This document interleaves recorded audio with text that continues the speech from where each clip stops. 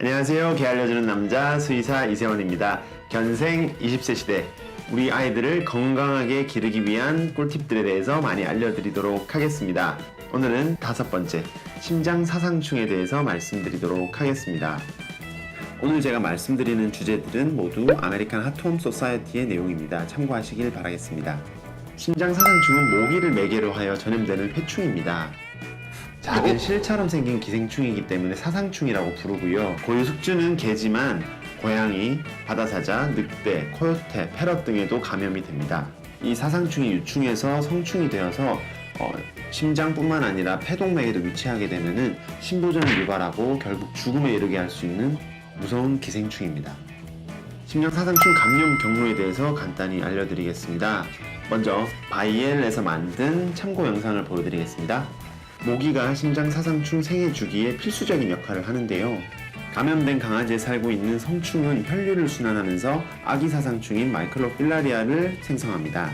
이 모기가 감염 동물의 피를 빨아서 마이클로필라리아가 모기에게로 가면 모기 안에서 10에서 14일에 걸쳐서 감염 단계의 유충으로 발전합니다. 감염된 모기가 개, 고양이 또는 아까 말씀드린 다른 동물들을 물게 되면은 이 동물이 다시 새로운 숙주가 되고 이 숙주 안에서 유충이 다시 성충으로 되는데 6개월의 시간이 걸립니다. 일단 이 사상충이 성숙하게 되면은 개에서는 5에서 7년, 고양이에서는 2에서 3년까지 생존할 수 있습니다.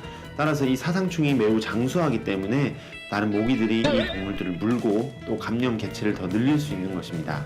다음은 심장사상충의 증상에 대해서 말씀드리겠습니다. 대부분 감염 초기에는 무증상인 경우가 많기 때문에 보호자님들이 모르는 경우가 많습니다. 이 감염이 길어지는 경우에 이제 증상을 확인하실 수 있는데요. 평소 매우 활동적인 강아지나 심하게 감염되었거나 또는 다른 건강에 문제가 있는 강아지들이 뚜렷한 증상을 나타내곤 합니다. 감염이 지속되어서 나타난 증상으로는 경도의 지속적인 기침과 운동 거부, 적당한 활동을 했는데도 급격하게 피로해진다든지 식욕 감소, 체중 감소 등이 있습니다. 심장사상충이 진행되는 동안 심부전이 발생할 수 있고 복수가 찰 수도 있습니다. 많은 심장사상충을 가진 강아지들은 갑자기 혈류가 막히게 되어 생명을 위협하는 상황이 오기도 하는데요. 이를 카발 신드롬이라고 합니다. 우리말로는 대정맥 증후군이라고 하고요. 갑작스러운 호흡곤란, 창백한 잇몸, 어두운 색의 혈류를 본다든지 혹은 커피색의 오줌을 볼 수도 있습니다. 이렇게 사상충이 혈류를 막는 경우에는 외과적 수술이 불가피하고요. 수술을 통해서는 일부만 살아남게 됩니다. 그럼 심장사상충 검사 주기는 어떻게 해야 될까요? 협회에서는 심장사상충 검사를 1년에 한 번씩 하는 것을 권장하고 있습니다. 나이별로 검사 주기를 설명드리면요. 어린 나이 입양하신 경우에 7개월 미만의 강아지는 검사 없이 일단 예방을 시작해야 됩니다. 그 이유는 아까 말씀드렸듯이 심장사상충 감염 후 최소 6개월이 지나야 검사에서 양성으로 나오기 때문입니다. 따라서 처음 병원을 방문해서 심장사상충 예방을 시작하고 그 뒤에 6개월 뒤에 한번 검사를 하고요. 한 번 더 6개월 뒤에 검사, 그 이후로는 1년마다 정기적인 검사를 하는 것을 권하고 있습니다. 나이가 7개월이 넘었는데 심장사상충 예방을 안 했거나 건너뛴 적이 있는 아이들은 먼저 검사 후에 예방을 시작해야 됩니다. 만약에 검사하지 않고 예방을 먼저 했다가 생명을 위협하는 상황이 발생할 수 있습니다. 마찬가지로 검사 후에 음성이 나왔다면 예방약 복용을 시작하고요. 다시 6개월 뒤에 한 번 더 검사하고 그 뒤부터는 1년마다 주기적으로 검사해 주시면 됩니다.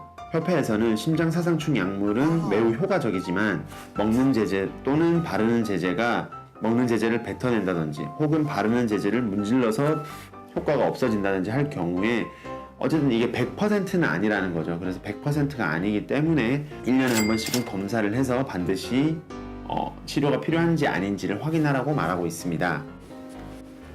그리고 심장사상충 예방 약물의 경우에 심장사상충 유충을 죽이는 제제거든요.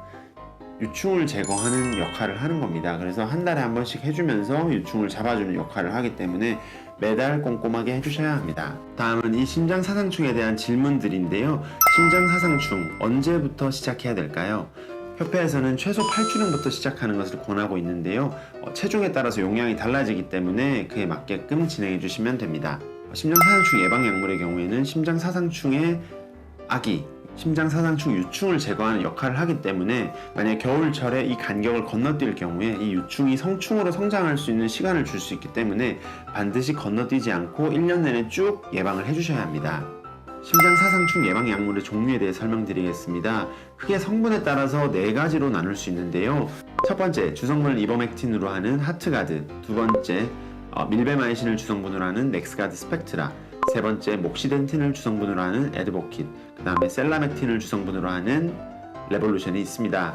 사실 어떤 제품을 하셔도 상관이 없기는 한데 이 제품마다 심장 사상충뿐만 아니라 내외부 구충 효과도 같이 있기 때문에 만약에 심장 사상충 제품이랑 외부 기생충 제품을 두 가지를 쓸 경우에 이 구충 범위를 최대한 맞게끔, 구충 범위가 최대한 많이 되게끔 해주시는 것이 좋겠죠. 그래서 이 구충 범위에 따라서 이제 예방 약물을 정해주셔서 아이에 맞게끔 해주시면 됩니다. 물론 이제 콜리 같은 특정 종에서는 이버맥틴과 같은 제품을 사용할 수 없기 때문에 그 부분을 좀 주의해 주셔야 되고요. 따라서 다음 시간에는 더 궁금해하실 심장 사상충 약물의 구충 범위, 그 다음에 외부 기생충 구충 범위, 내부 기생충 구충 범위, 이렇게 3가지 모두의 범위를 알려드리고요. 어떻게 병용하면 좋을지에 대해서 안내해드리도록 하겠습니다. 오늘 내용이 유익하셨다면 구독과 좋아요, 알람 설정까지 좀 부탁드리고요. 오늘 시청해주셔서 감사합니다. 감사합니다.